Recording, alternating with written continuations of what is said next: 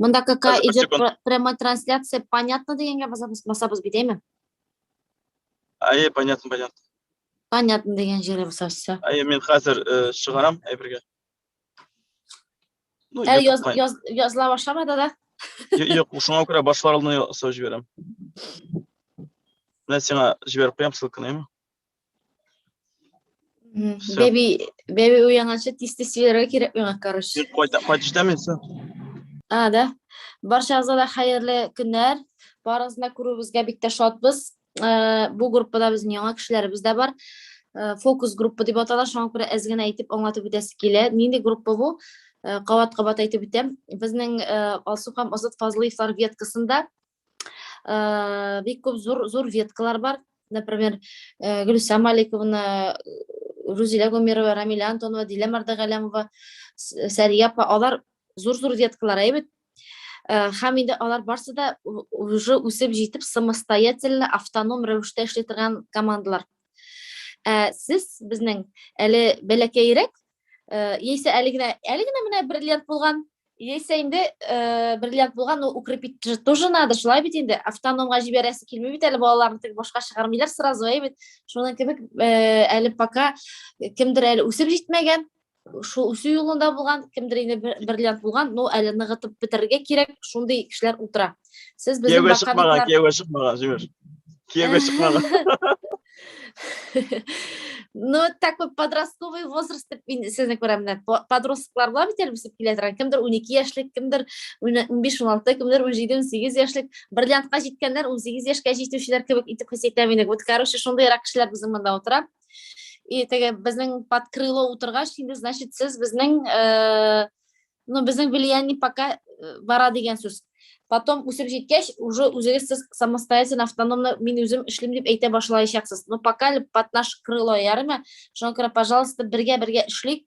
Безнең эшебез, безнең хыялыбыз монда килгән һәрбер кешене доходка чыгару, һәрбер кешене үстерү. Тагын бер кат әйтәсем килә, димәк инде безнең монда утыра баковиклар. Баковик дигән сүзне вообще яратмыйм, но просто әйтәсем килә, теге зур веткалардан тыш калган бөтен кешеләрне без пока үзебез алып барабыз. Демәк инде тагын бер кат әйтәм, бу безнең шундый компания, җәмәгать.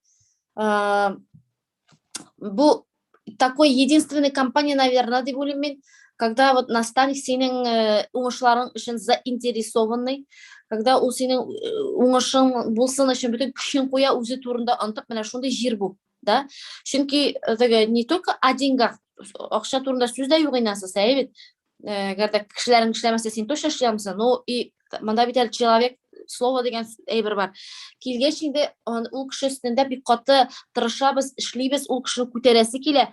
Әйбет доходка чыгарасы килә, потому что ул кеше дә заявил всему миру то, что будет работать, әйбет. И без дә инде навстречу давай вместе работать дип алган кешеләр. Шуңа күрә, пожалуйста, отдавайтесь в хорошие руки. Бирлегез безгә, без ничек әйтәбез, шулай эшләгез. Бар безнең инде 3 елда 3 ай яхшы гына үтелгән юлыбыз бар. Азат, бәйбі кышкыра, син пока сөйләтер. Кемнәр? Син дә үзең фикерне әйт. Карагыз, Алсу дөрес әйтә, Алсуның сүзенә кушылам инде. Теге нәрсә әйтим. Бәйбі кышкыра башында бетерде, бит нәрсә хәкрәм мин, син аңа крәм. Монда юкка гына әйтмибез, әйбет. Просто опыт бар. Безгә не выгодно, чтобы сез акча эшләмичә калдыгыз. Безгә не выгодно, чтобы сез үсмәдегез. Biz her vakitte de sizin üstünüz turunda kaygırtabız. Şuna göre meşhur zonlarını da işleybiz. Zapiskada koyabız. Sizin de kirtesiniz ki kimlerdir şokırıpta kirtemiz, kimlerdir başka türlü yollar bilen kirtemiz. Türlü şey şuna göre pожалуйста ihtibar bilen tınlağız. Не надо вот gerekmeyen eyber işlerge, не надо yanga sistemi придумывать, не надо birinci atmaska bir нәрсе kelim. Просто вот biz aytgan şeyine birligizde bizge и шул система буенча гына эшләгез. Башка ничего не надо придумывать. Пожалуйста, уңга сулга кирәкмәгән якларга минем ярата әйтә торган сүзем бар. Машинада зарлым йөргәндә дә без алга карап йөрибез. Әгәр сулга уңга карыйсың икән, машинага әйбет барганда нишибез? Или килеп бәреләбез, или көветкә чыгып китәбез. Шуның кебек, безнең бизнеста нәкъ шулай ук. Теге сулга уңга карамыйча эшләргә кирәк. Kimler kişege курсында болған мероприятияны қарады. Yazыңыз чатқа, пожалуйста. Кімдер кеше қарады? Онлайн. Кімдер офисқа келе алмады, онлайн болды ол біздің? Сәлдап, Ульяновск материал. Молодцы. Реально, шундай вообще мощный, шикарный мероприятие болды. Прямо на себетик недель бейрам болды. Бейрам деп айтасыз келе. Лилия курсында болды, көрдік. Недель бейрам болды деп айтасыз келе. Чөнки рахат энергетика, шешеклер, бүләклер, яңа квалификациялар. Неше шешек алып келдіген? 40 ма 50 ме букет, ойлап қараңыз. 40-50 букет примерно. Шешек келелі, кімдер вообще келе алмады. Прямо шундай болдым дегендер. Болдым дегендер. Кімдердің шундай тілектері болды? Яңа квалификация алып, шунда шығып букет аласы келген. Кішілер болды ма?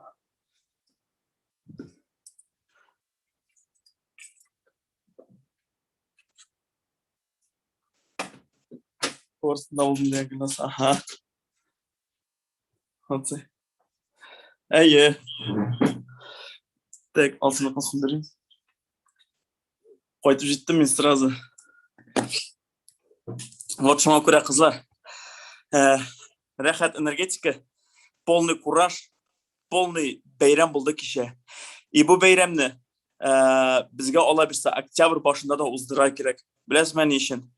Потому что росны көресіз август айы ешін. Менде рос болғанны компанияда, біз структурада bir katı рос болды, яңа квалификациялар, яңа кішілер, яңа мастерлар, 500 сотниклар, менә бик күп кеше 500 PV эшләр лично, бик күп кеше 200 PV ясады.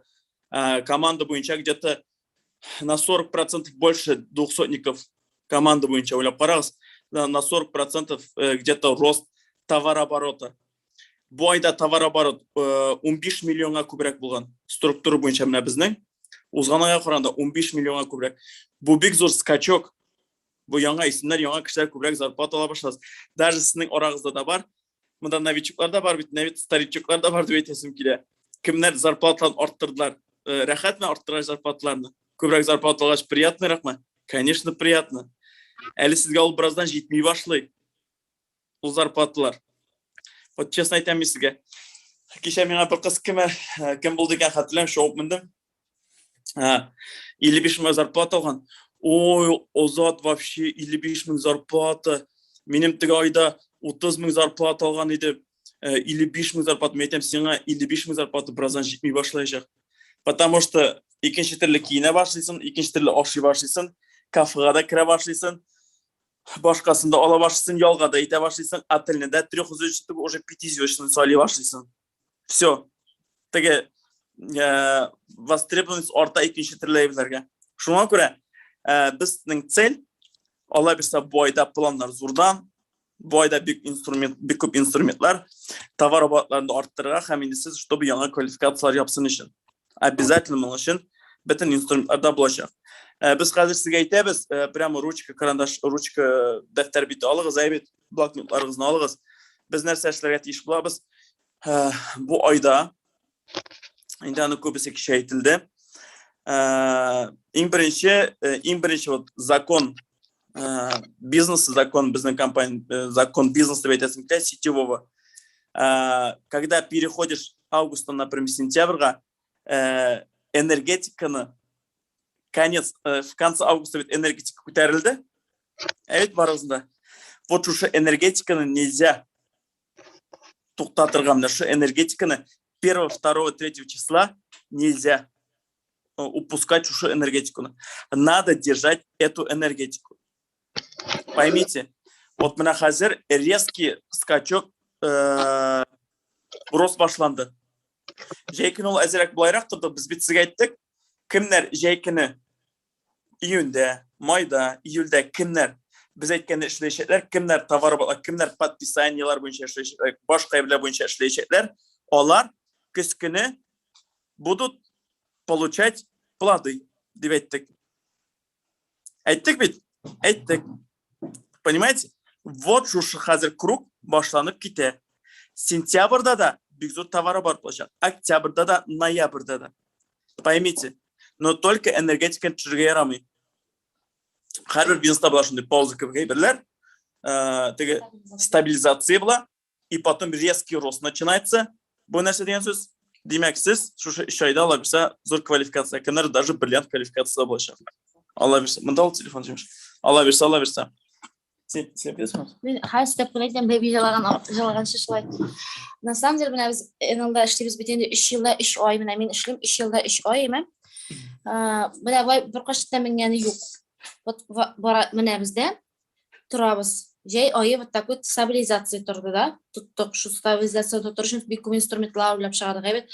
Сейчас вот кімдер шушы стабилизация уақытында тұрды, кімдер вот өзін планканы тұтып тұрды, сейчас у них начинается вот такой рост. Вот сентябрь, октябрь, ноябрь, эйбит, потом тагын стабилизация. Ну, у кого как инде, да? Обычно на бізікі шулай.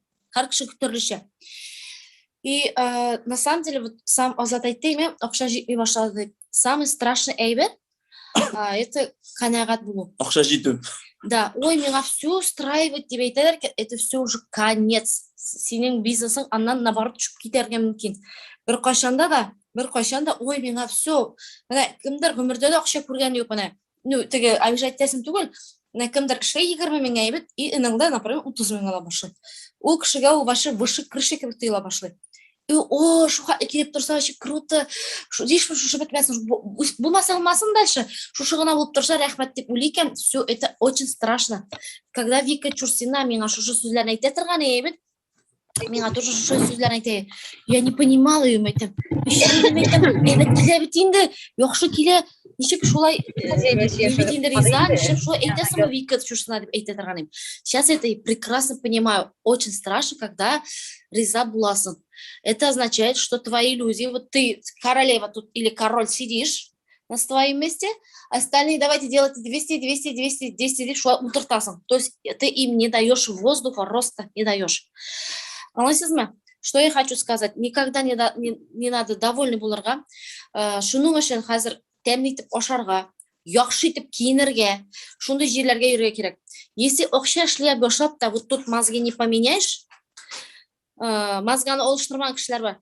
Оқша яқшы шлелер, но мозги не меняют. Киінмейлер, елға бармейлар, на удовольствие оқша тұтмейлар. Из-за этого у них спад башлана. Понимаете, бизнеста? Хочу шундай сөздер білен жеткіресім келе. Поэтому, как зарплата мені аласыз бүгін әйбет. Кстати, зарплаталарына жібері бітіргіз Гүлназ Асаева командасы өзі отдельно жия. Қалғанлар меңа бересің баковиклар. Бізге жібересіз, мен жіберем бүгін. Ладно, бүгін жібері бітіргіз. Оңлатырман кімдер білмей. Как вот шоң көре қазір ақша аласыз, купите себе что-нибудь. Бір ілішін өзіңізге тұтығыз. Обязательно. Если дырка қоқлап барасыз екен, вот ақша алдыңыз, иналдан кредит төледіңіз, ақша алдыңыз, бұрыш төледіңіз. Да, это надо, но бір частин өзіңе қалдыра керек. Если этого не будет, вы устанете, в конце концов, шушы дыркаларын қоқлап бітіресіз де, ненде киімнен келдігі, шу киімнен шапта кетесіз иналдан. И вам скажут, шлеп жүрдейінде бірей-бірде өзгермеді. Біз қазір сіз мәселешеміз, как лидерлар мәселешкен кебек. Аңлағыз, как лидерлар, мында новичоклар, 200-иклар отырмайлар. Себе надо отблагодарить. Купите что-нибудь. Барбар нәрседер оларға керек. Күлмек аласызма, куртка мен аласызма. Что-то алыңызда, бұл менің энелға шлеген ақша деп айтерге керек. Или онда телевизор аласызма. Нәрседер оларға керек для себя. Дырка біләңіне қоплау үші білән шығыланырға керек. Иначе вы устанете. Біз нәреседен айлы заставлять катырғаны, заставлять. Олып барайды, әйбет, шуны кебетлерге әйбет, шунды кондық көзешлері даже оғай бітіп жол. Даже бір барғанда бір образ 120 шәрме кейіндірттірей. Вот шушы магазинға барып кейінесің. Да. Это так... Понимаете, это нәрсе ол. Вот кейінесің де әйбет, өзіңні отблагодарить етесің де әйбет, өзіңні қадіріңні біле башысың, өзіңні yorata башысың. Вот реально өзіңе екінші отношение бола башлайды. Даже вот зумға кіргенде де, даже кішібен сөйлешкенде де, шундай вот ощущение было, іште сенің энергетика барлыққа келе. Вот бүтін, каждый вот мелочь окружение влияет на энергетику. Вот har bir нәрсе, даже киім, даже ошау бүтін нәрсе влияет на энергетику. Как будешь сен эгер бір нәрсе алмыш дыркығына яуып отырасың екен, ты не будешь кайфовать от бизнеса. Не будешь кайфовать от бизнеса. Вы должны кайфовать. Шул вақытта сізге келешек поток энергияға келешек, шундай кішілер, которые хотят также кайфовать сіздің кебек. Мында кіші кайф іздеп келе. А просто так, кайф. Тұрмыштан кайфовать ешсіз келе. Реально шулай. Біз алсы білен, әлі де біздің әбеттігі, давай надо кайфовать. Вот реально біздің кайф. Вот просто так, біз қазір можем анда башқа нәрселерге, но бізге кайф мұнамда кіріп, сізмен сөйлешу реально. Энергетика бересі келе, әбет. Прям вот, менің уже қойтканда да бүгін үшіп қойттым, пландар уже вообще наполеонский шындай барға келді. Наполеонский алмаса. Наполеонский болса, Фазлеевский планы. Шуңа көре, чуть-чуть кіне болса да, өзіңіздің қадіріңіздің білігіз. Мен прекрасно понимаю, қазір мастерлар отырады, несі силилер бұлар, нелерімді оқшы, вот так вот сидите, да, я вас прекрасно понимаю, біз азыртыда үйленішке штейме, мен бірінші ойда оп, біз кредит алдық, еме, біз холодильник алдық, потому что без холодильника невозможно жить, бет общежитиеда тұрамыз, холодильник алдық, кредитқа, потом түгіні алдық, біз ойына 5-6 түрлі кредит төлей тұрған. Баланы қарап келесің? Стопка кредитлар біз шуынды көп төлейдік, білесіз ме? И біз біләнше шейк, банкетларда шейк тоже ақша шлеп тұр бетінде, банкетларда шейк алып қайтайық та төлейік, бір нәрсе өзгермей, кредит төлеп бітіресің, уже икеншісін аласың. Кайфын не ловили, и было вообще прям, вот такие белка в колесе эйленген кебегенде. Да, ол бар да ол ақшаймен, но ол юқта, но ты должен сам от души тебя, ты сам себя должен отблагодарить, что он аллахас. И потом вот, благодаря Резида Наилевне, вот, он безне прям толкать, ты вот так, давай, вот одеваешься, так, вот туда идешь, не туда, а вот туда идешь, бля, эйбетіне аласың, эйбетіне, ательге барасың екен елтіріп, не болсын аласың вот такой комфортный, обычный түгіл, то есть, ол бізді заставило, шушы жер yüzінде вот такой обычный ғана түгіл, норма ғана түгіл, а есть повышенные, комфортные условия, шуны білдіріп что. И біз тоже хотим, ой, нормальные такие комфортные бысада, ты бысада, нормальные бысада, реально деп түгіл, нет, иначе у вас стремлений не будет. Вот сіз тоже должны прям от души жить. И тогда вы сможете сіздің келген менеджерлеріңізге тоже это передать. Люди приходят на энергию, на горячие глаза. Мы тоже хотим деп келек кішілер. Понимаете? Вот так. И вот, и сразу айтып қоямын, мынамда отырушылар, сразу айтып қоямын, мынамда башыңызға кіртіңіз. Как люди начинают деньги зарабатывать, вот так ақшаларын қысаларда, вот қысаларда, все, мына қысып отыралы ақшаны. Все, как будто ол келесі ойда, ол ақша вообще да болмай керек. Если так будет, никогда ничего не будет. Қазір біз барабыз Дубайға, біздің Фазлыевлар командасында 29 бриллиант, представляете, 29 бриллиант. Әлі, тігі ойдағына бізден 20 бриллиант рабочий. 21 еді. Бойда 8 бриллиантқа көбейді. Понимаете сіз? А некоторые не поедут Дубайға, білесіз ме? Бармайлар. Потому что ақша жалейлер. Потому что себя жалеют. Потому что думают, вот это, если мозги не поменяешь, старые мозги, блядь, чисто такие, они тұрмышта не получается. Шоң көре? О, стағафирулла. Міне, орағыз. Міне бұл қалын папканы көресіз ме? Бірінші папка. Міне бұл біздің 13 жыл алсы білән жиған кредитларыбыз, рассрочкаларыбыз, ипотекаларыбыз. Мында біздің 13 жыл тұрмыш, біз малайларға 11-12-ден жоқ енді, зачем біз общага алдық. Төлі бізірен келіп шымыз. Ну, да енді. Хаулилар әлі. Малайларға айтамыз екен, 13 жыл нешке шайдығыз. Мына мұны қорағызда қорап шығыз. Біз хотим, чтобы сіздің мына бұл шур қағазларыңыз тоже бізде керек бітті. Вот. Старый мозгилар бар, яңа тұрмышта ешәмек. Емем, міне Дубайға біздің қазір школа президенті. Школа президентіға әр ел сайын квалификация еткен кішілер барға тиіш. И кто приближенный, надо прям усиленно күш қойырға, чтобы квалификацияны барға. Сіз бетін, ол бетін ел сайын қабақланып тұрау. Өткен ел, мен октябрда болды, бұл ел сентябрда бұла. Күш сайын бұл школа президенті. Вот, әр бірігіз әзірләнегіз әлеге школаға барға. Вот келіп жеткеш, ақша төлер уақыт жеткеш, учетті төлесі келмей біздің менеджерлерін. Хотя біздің компания 3 ай сайын премия береді, минимум 70 мың. 70 мыңға вот так әйленіп шығып болады, даже Дубайға. Может быть, да, 3 айға бір келе бетіңді ол, сен аны хотя бы бір ойнақын олып қой, рахатланып, сен анда нетерсің, барасың, көресің, Дубай көресің. Күн мен Дубайда болған бар, и что? Зато обучениеда болған опыт кішіні. Представляете?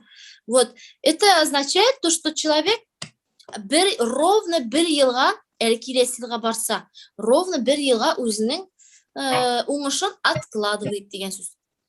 Откладывает өзінікін. Поэтому сразу говорю, шондай событиялар бола екен, не надо денег жалеть. Ол сізге 1 сум шығарсаңыз, ол сізге 5 сум біліп керіп қайта. Поверьте мне. Резидан әйелін біздің банкетлары отказывать еттірей, деп, представляете, міне қазір кіре тұрған банкет бар бетін, емен 30-40 мың төлейлер, емен, міне қазір бір күнде штаб қайтасың, емен, мы отказывались от этих банкетов. Резидан әйелін нас заставила. Хам правильно сделала. Мы сейчас это прекрасно понимаем. Потому что банкет күні бола тұрған событияға біз ілетмейміз екен. Значит, у нас чего нет? У нас нет касания.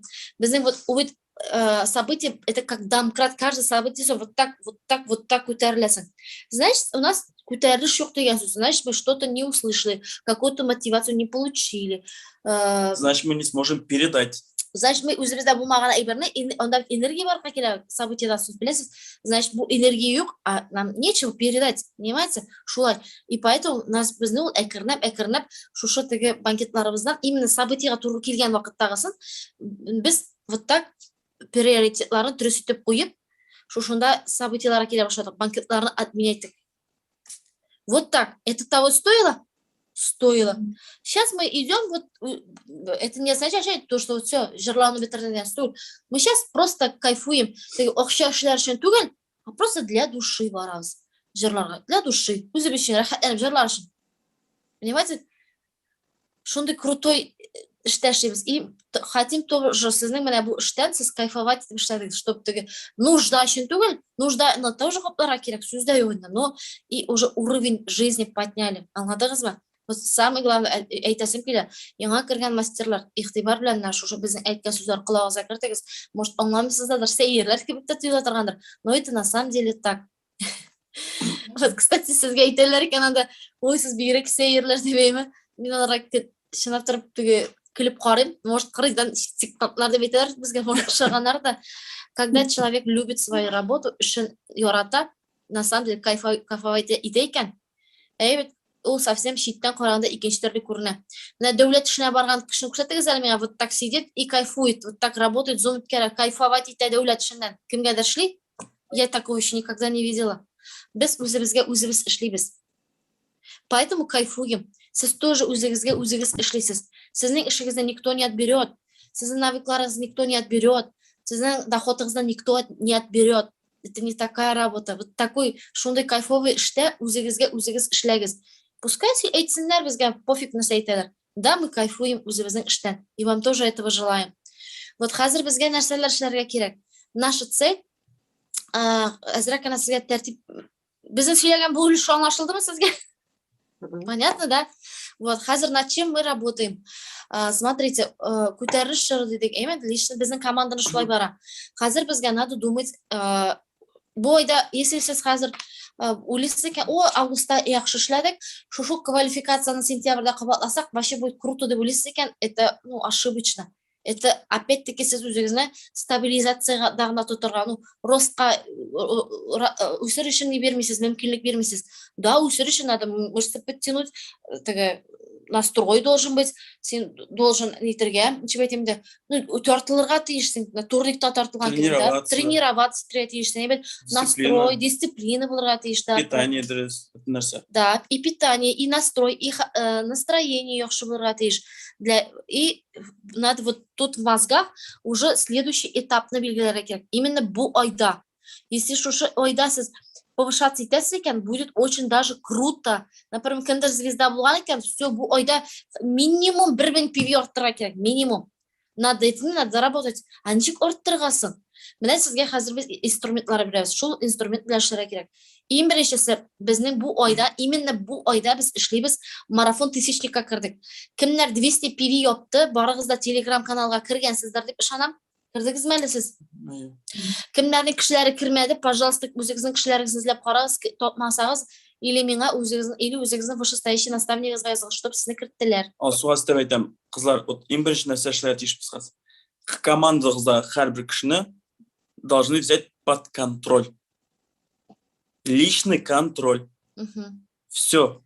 Һәрберсен сезнең 100 кеше түгел, 200 кеше түгел. Личный контроль булырга тиеш. Если сез хотите, шушы квалификацияда утырмаска. Квалификация эшләргә кирәк, үзегезнең кешеләрегезнең квалификациясына эшли башлыйсыз икән. Например, сезнең веткада бар 200-ник, да? 200-ник. 200-никны хәзер безгә нәрсә эшләтергә кирәк? Минимум мастерга эшләргә кирәк. Вот именно аның нигенә шумыгыз, давлайнына шумыгыз, әйбит, һәм инде аңа аңлатырга кирәк. Аны белән беренчедән сөйләшергә кирәк. Менә бүген үк аны эшләргә кирәк.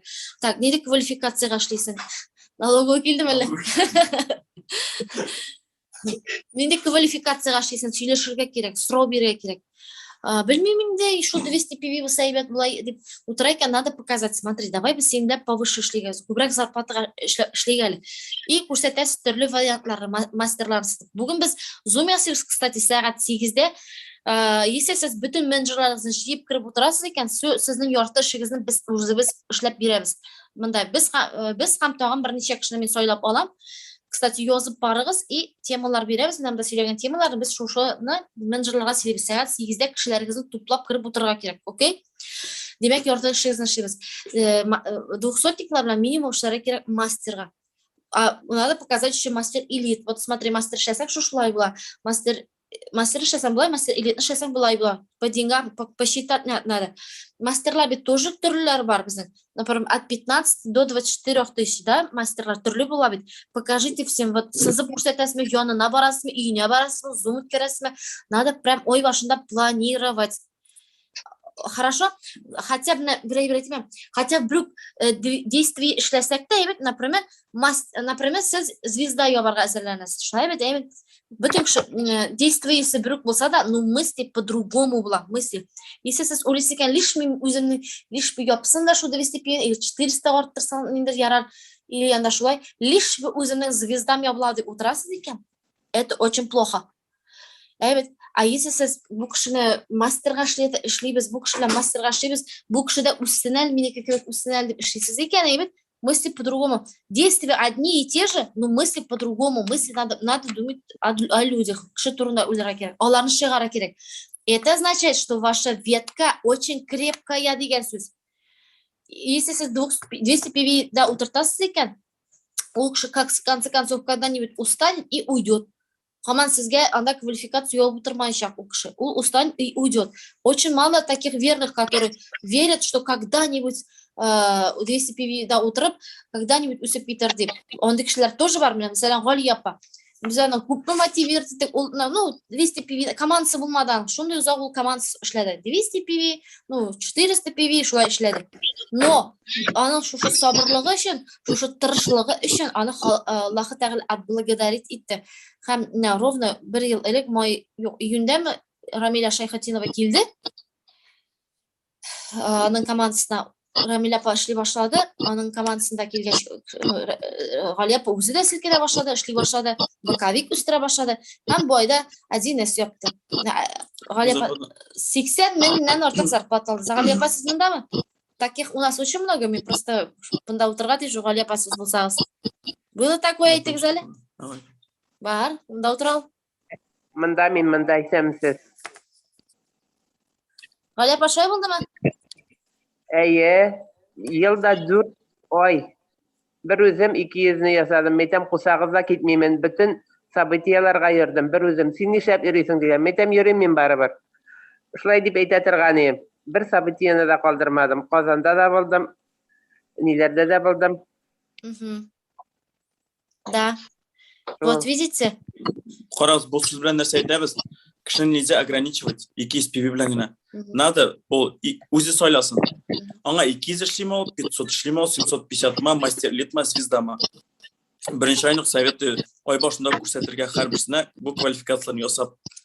Алайса біз 2 SPV дейміз де, потом кішайта әншепсіне 2 SPV надо беттігіз. Есть и такое. Да, показать надо разные варианты. Кеше менә безнең шундый яхшы событие булды, неме без чәчәкләр бирдек, кутладык. Монда Шулпан утырадыр әле, Шулпанның бер хатыны шул соңгы көнне генә, так, подождите. Соңгы көнне генә бер менеджеры 400 балл ясады. Понимаете, соңгы көнне 400 балл ясады. И шуннан соң кеше чәчәкләр бүләк иттеләр, 500-никлар признание карап утырды да. А что вы мне сказали 500? Я бы сделала, 500 дип ишәбетмәдегез монда. Эме Шулпанда монда утыра. Вот на самом деле без бит предлагать мәдек кешегә. Смотри, все может 400 эшләргә, а может эшләргә 500 и признание гачасың. Мы об этом не сказали. Поэтому һәр вакытта да кешегә выбор әйтергә кирәк. Әйтергә кирәк, что ой сайын безнең шушында признание була. Һәр ай башында безнең признание була. Для 200 балл ябучылар шушы событиегә җыела. Кичә 200 ябучылар җыелды. Бөтен кеше түгел. И признавали 500 PV ябучыларны, мастер элит, звезда ябучылар. Кемнәр повышаться итте, шуларны иттек.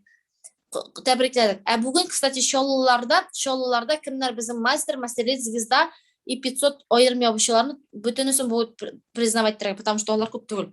Ә Галиапа килгәндә, мәсәлән, ул бер үзе йөрийде Шаллыда. Гөлназ ханым. Ул бер үзе йөрийде Шаллыда, бер үзе утырай офистаймы? Офиста бер кем юк Шаллыда. Вообще кеше юк безнең веткадан. Шаллылар дөнья, эшләүче юк. Бер Галиапа утыра. Менә Галиапа шушы за постоянство өчен Аллаһ Тәгалә бирде дә инде, күз тимәсеңә. Әйбет. Шуннан нәрсә булды анда? Галиапа утыра, әкренләп менә башкаларны җыя башлады. Әйбет. Хәзер шушы Галиапаның энергиясендә башкалар да күтәрелә башладылар, башкалар да үсә башладылар. Менә надо терпеливым булырга кирәк бизнеста. Кешеләргә терпеливый, үзеңә терпеливый, дать себе время. Вот шундый вакытта уже рост пойдет. Окей? Демәк инде без хәзер бу айда эшлибез звезда квалификациясына җәмәгать. Безнең бөтен уйлаган эшебез, сөйләгән эшебез звездага эшлибез. Но безнең бу сентябрь айы такой бердәм ай киләсе айга булмый, марафон тысячников була. Демәк инде личного оборота кемнәр 200 балл ясады август айында, алар бөтенсе телеграм каналга кирделәр.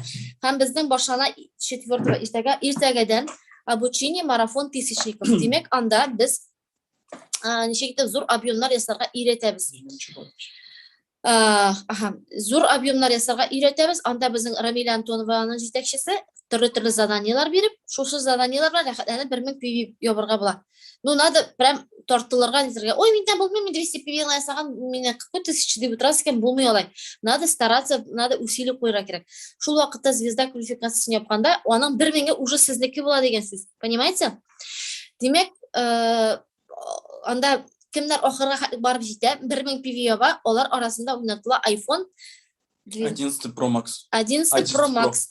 Да. И кемнәр, тагын еще берничә Призовой фонд 150 ми? 150 мең. Тагын шундый ниләр башак. Бу iPhone-нан тыштыр инде. iPhone-нан тыш. Тагын шундый яхшы ни була. Ишетәсезме? 1000 личного объема ябучылар арасында еще призлар уйнатыла. Акчасы яхшы була әле бердән. Әйбет, икенчедән шундый еще вот тагын бер әйбер, пока мин бу турда әйтмим. Моны белән мин һәм Рездан Айлыгына азытта даже белми. Беләм. Беләсеңме? Конечно. Метр. Короче, 1000 1000-гә эшлибез. Пока еще об этом не говорю. Бу турда әйтмим, бу сезгә не касается, бу сезнең менеджерлар касается. 1000-гә ясыйбыз, бик яхшы бер әйбер булачак.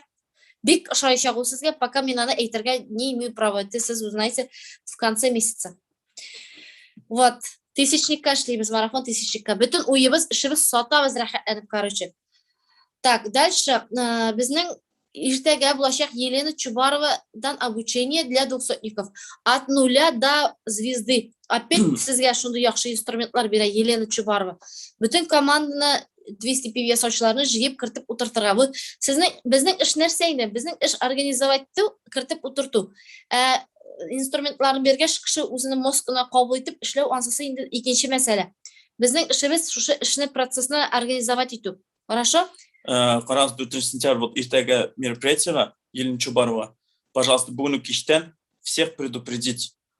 Прямо әрбір 90 негізға yazып бересіз, ол қайда болашақ обучение. Онлайн? Сайттан. Сайтта бар? Онлайн сағат 11-де ме? 11-де. Сайтта жазылғанында прям бит нәрсе шыға. Шушында кіресің, технология деген жерге басасың. Шундай обучение шыға. Прямо әрбірсін, сәлем, привет, ертегі обучение дәл ұнытмадың ма? Давай ертегі қарағаш, будильник қой заранее, чтобы шундайлағыршын сыңа қалма, будильник қой, ручкаңны ал, дәфтәріңні ал, еще обучениеға ілік. Обучениедан соң меңа обратный отзыв. Бітінісіне әрбірсіне yazығыз лично. Тренироваться итегіз, прям көрсетіп қоя технология отделы қоян кіріп қараға. А то біздің Zoom башланада, вебинар башланғаш, башлана кипиш чакта. Қоян қарайсы. Қоян қараға. Мен білмем, қоян қараға. Шундай бір башлана. Пожалуйста, әрбір кішігізге инструкция жібересің, давай мінамда кіріп қара, шушынды отделны кіріп қарап қойсын. Ол кіші ярайма, қарадым, топтым деп әйтірлік обратный связь. Біздің ішіміз прям качественно ішлеу. Аннан-мұннан түгіл қызлар, еме? Качественно ішлерге керек. Так, дальше. Қазір айтам, постлар. Бүгін край пост жазыра керек. Өзім бе қазір бүгін ұраштырам. Сінде yazarsan, круглый шотларына қойып, кімдер инвестициялар алған, круглый шотларына қойып, енді пост жазабыз, кішілерін шақырабыз. Самый удачный вақыт кішілерін шақырға. Чеклар алған вақытта кішілерін шақырға вообще рахат, от души рахат. Қоясыз чекларыны нелерге, сторисларға қойығыз, пост yazығыз, шошындай чеклар, мен һәм менің біздің команда олады. Не важно, кім ветка. Прямо эфирға, может, шығыға. Может, точно шығыра керек. Команда қызмет, кімдер алды, көпме чек алдың, көпме ішледі ол, кімдер етті, кімдер аны командасына көпме кішілер алды, ол жақыңыз қарбіріңіз.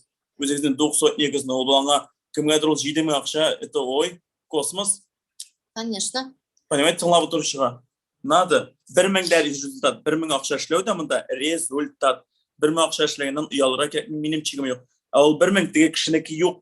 Сенің ол зарплатыңа плюс. Сенің уже навыгың бар, сен уже имеешь представление, 1000 тұрнасыз бар мен? Олай айтамын, 1000 результат. 200 PV ясаған кішілер де, это бек яқшы результат деп санаймын. Ол 200 бала саған арада да уже NL турындай представление имеет, уже йога профессияға отлап кірді деген сөз, уже навыклары бар деген сөз, уже ол бірінші зур шақны отлады деген сөз, уже өзіне келген, аңа келген командаға келген кішке минимум 200 PV ғана сарға үйретеді деген сөз. Шабет, өйден продуктны құшақлап отырмайсың, оңа башына қойып жоқламайсың, ты же изучаешь, употребляешь, нешек оны ішерге, ненде результат бересің, уже олар турында азмы көппе 200 PV-лік уровеньді де сейлей білесің деген сөз. Вот.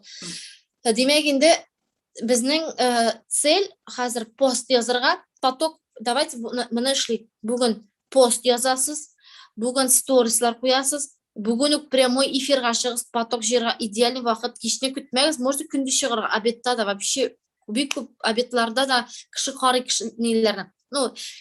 Удачный вақыт, например, ерте білән енді біздің пост қойырға да, ертеңгі сағат, мәселен, 7-ден 9-шы артаға қадар, Hazır. Прошу прощения. Ертеңгі сағат 7-ден 9-шы ортаға қадар, потом 12-ден 1-ші орта, 2-ші ортаға қадар, һәм енді сағат 7-ден 9-ші ортаға қадар постлар қоясыз екен идеальный.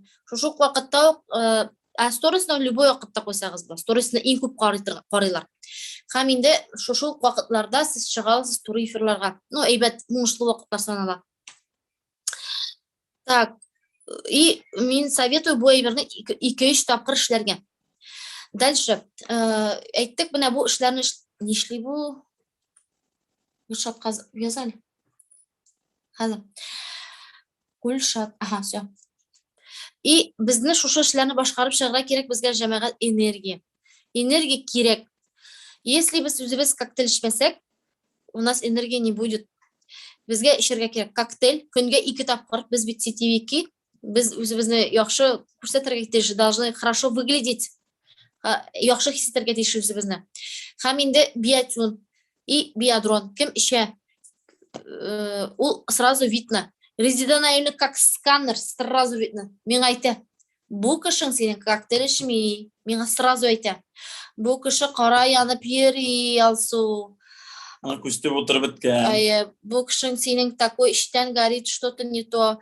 Или айтам, алсу бу кышы каядыр тиге карый пирамидалар ягына карап тора. Вот как, понимаете, білмеймін, и совершенно 100% дұрысын айтам. Вот как сканер сразу айтам. Оның сөзләрді обижать етпеймін, резональный мат, перемат сөгінсе де, оңға шуны келіші, и оланы тіге битке бәріп әйтсе де, оны обижаться етіп қабыл етмейсің, потому что она говорит правду. Понимаете, ол правданы бит бір кім де айтмей. Вот шоңа көре, давайте коктейльні икенешік, икішәрін олып қойығызына, баншын алсағызда бұла, пожалуйста, біздің қойтты. Қойтты бит, бүгін әбет? Хочешь, 3 сағаттан соң қойты. 3 сағаттан, ладно, олып жіберсін не оған? Мен әйбір жібердім. Болғандарын жібердім мен. Коктейлер. Аха. Ваниль капучино жоқ. Аха. Демек енді коктейлер ішәбіз, икішәріні алып қойыз, банышный или коробканы, мен өзім, біз икеу азатқа яратабыз. Банышный, биатюнарығыз болсын, икеу бір айға ше бітірге. Это уже минимум почти 70 пиви деген сөз жәмәғат. Давайте біз сіздің білі дружно шушы купический законны шлеп бүгін жіберіп бітірге. Біздің до 5 числа, да, ансыз сөз да жоқ, до 5, но до 5, но бүгін, если біз как лидер кебек ішлеп жіберсек, купеческий законны, біздің кішілеріміз тезірек ішлеп бітіре шекілдер. Новичокларды нәрсе бұл, менде ішлемелі деп ішлей шекілдер. Ярый ма? Так, дальше, тағы нәрсе тұрында айтасыдым. Сразу планируйте деп қойығыз. 2-3 октябрь, Қозанда біз супер школы ясайшақпыз. Міне, Алла бұғада болды бет әлі, қызығып барап отырдық. Мен единственный тапқыр, өз ғұмырымда шындай событияға бара алмай қалдым, бәбегіне тапқанайым. Мен өзім өліп отырдым, бітір ішім отодвинула, и вот так қарап отырам, сторисіне кіріп қарым. Как будто шында болған рахат кебек тыйылды меңа. Еметім келесінде обязательно сен соғына болып барғайсын деп. Демек, икісі һәм үшісі біз мындайны планируйте еттік. Сіз білесіз, біз бір қашан ала жүрек. Сами біз событияларны, біздің событиялар все на высшем уровне. Демек, бізге звезду квалификациясын тырышып ябырға керек. Прям, кім мастерда отырап, сразу бойда звездаға шләгіз. Никакой мастер или даже не обсуждается. Мен бұнда отырушыларға, бұнда бітін біздің от мастер отыралар. Сразу говорю, на звезду направляемся. То есть бізге вот это марафон тысячник ярдәм итәшәк. Біріншіден, өзіміздің личный объемда көп ясыбыз, кішіға тоже салынып отырға ярамай емет. Өзің уверенный болсаң, башқа кішінде мотивировать етесің. Вот 1000 звезданы ябып, икісі үшісі күні супер жерде болашақ, пока әйтмеймін. Бик яхшы болашақ. Вам очень еще да круче болашақ. Ола буа қарағанда да.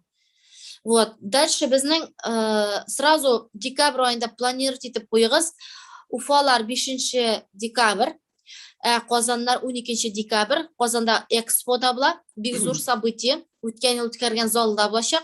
Қозан экспода, бұл еще домашние крутой звездаларда болашақ. Концерт қана түгіліне онда, но біз тоже білеміз. Уже забронировали. Забронировали. У кішілерді пока, ну, бізде түшіп қалған кішілер түгіліне, конечно, сіз бізге елешкен гене.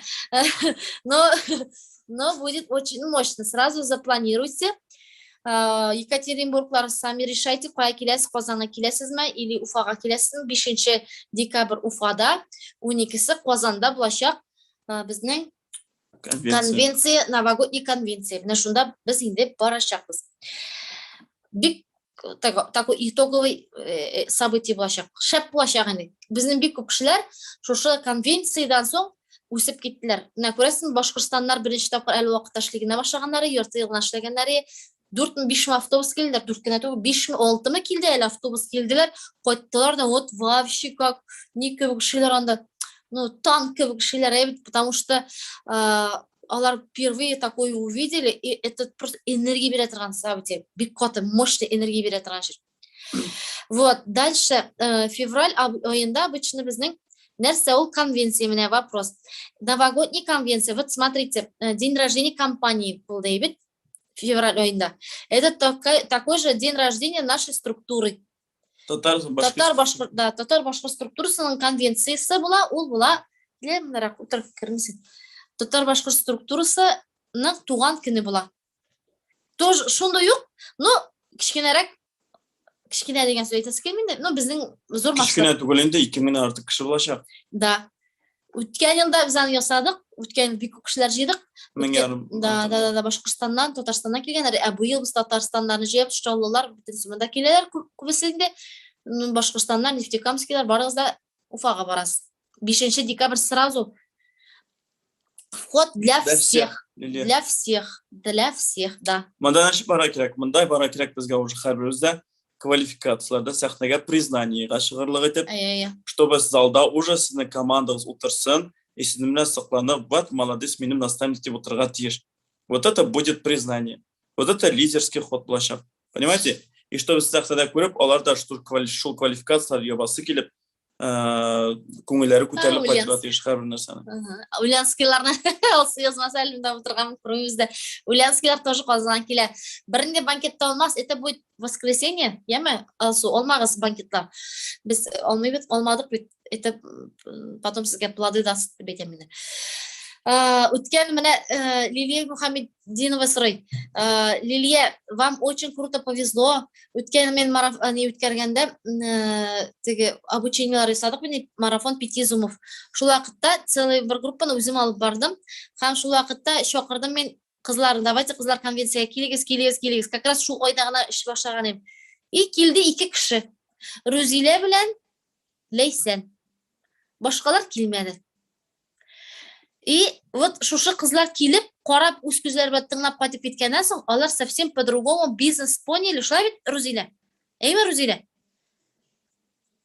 Қоя сен? Да, мен мында. Әйлі күнлер. Кім бармады? Их нету тут, правильно? Иә. Кім бармады? Олар мында, әкірін барала. А барушы кішілер совсем по-другому заиграл бизнес, деп айтамын. Так что сразу запланируйте. Так, тоған нәрсе шегізерді? Все енді, башқа вақытыңыз алмайыз. Все на звезду. Көрсәттәбіз да звезды. Не просто ге, менә мұнда былай тұрып қотышылар керек, мұнда 70 пе, мұнда 200 пе. Не надо просто так. А чтобы олардың зарплаталарын да білсінler. Менә шулай ішлеселер, күпме зарплата алашақ, бұлай ішлеселер, күпме зарплата алашақ. Прямо нарисуйте кіші, потом соңынан менің шуның ақшасы ішлесе келгеніне деп әйтерлі оқылмасын сізге. Yok, biz yani bugün üzümüz kuşatırız. Üzümüz kuşatırız, но все равно должны контролировать. 2 штаб қайту, это тоже хорошо. Да, мен сізге советую отнаға хотя бы минимум бір тапқыр зум ясарға иттешлер. Әрбіріңіздің командаңыз бар. Әрбір команданы да біз илік тоже өзі шулай безобразно шитырған еғай. Нәрсе сөйлергенде бұларға едіп отырасы түгіл. Міне бұл сөйлеген әйбірлеріне. Барып сөз шыға бетін. Ты над чем работаешь? Андалар әлездеген возраженияларын алып бітірген мүмкіндер. Да, сегодня в Zoom все могут, да, все. Контролируйте 8 часов все, ладно? Демек енді, нәрсе айтайын башладым әлі? Нәрселерге. Zoom өткерге керек отнаға бір тапқыр минимум қызлар. Вот тогда и ценится, и команда қызда өсешек, и касаний болашақ. Чем больше касаний, қызлар жігітлер, тем быстрее и сами растете, и кішілеріңіз өсешек. Кішілер өзің мотивировать етесің келейкен, мотивировать надо других остальных. И тогда и энергия была, и кенші түрлі. Признавайте людей, тогда будут люди признавать вас. О. Андыңыз? Егер признание келейкен кішілеріңізден, признавайте оларны. Потом будут признавать вас. Да, соберите, бүтінісі кіріп, миллиард арзумға. Кірген нәрі білән, вы должны найти своих людей. 3-4 такой өзігіз кебек энергичек шытабасы кен. Все, потом бүтін все это строится. Ярый ма? Надо искать толковых, искать, подписать всех, но среди них все равно келіп шығашақ.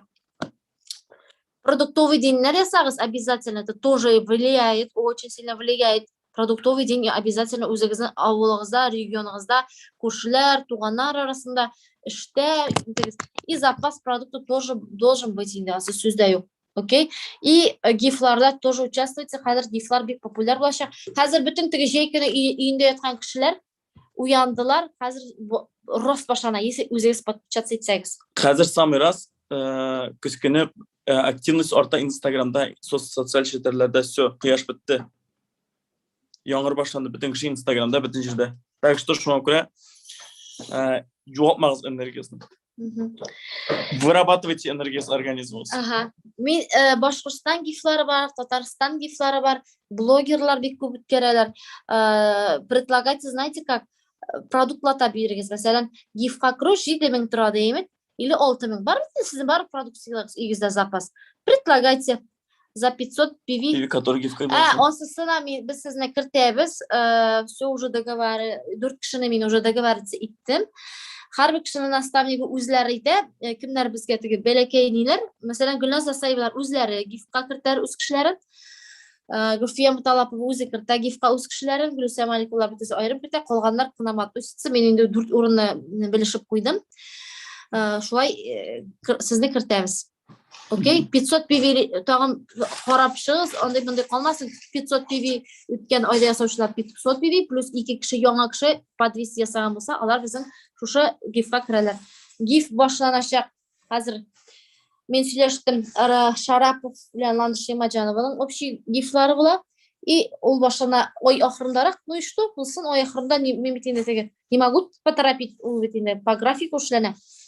И тагын bir sizsiz скоро башлана. Ну, такой икшер кишиге уже урыным бар. Всех будем, не переживайте, бүтін киши кіріп бітешек. Окей? Все. Давайте покалар, барыса оңышлар. Ой ортасында тагын bir жыйлабыз, ой ақырында тагын. Ой, зумларны өзігіз кіші тагын жиып өткерегіз. Мен бүгін мен иртеге мен зум жиығыз ойырым команда білен генә. Окей? Хәзер запланируйте прямо. Ладно? Бітім кімге саташақсыз, кімге продажығызын тоже это все, кого подпишите, кому продаете, все.